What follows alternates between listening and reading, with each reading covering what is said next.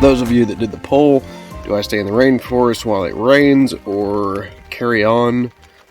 Yeah, looks like I'm in the rainforest for a couple of days and I'm making the most of it. This is so fun. I'm glad I stayed. It's not going to stop raining for 2 more days, like not even for a minute. I built a little fort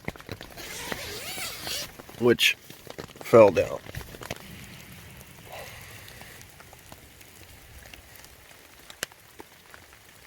It's so freaking cold.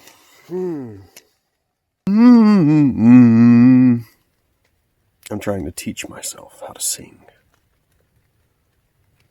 And it's cold. I just don't understand, how is it getting in? This tent is supposed to be waterproof. It's everywhere.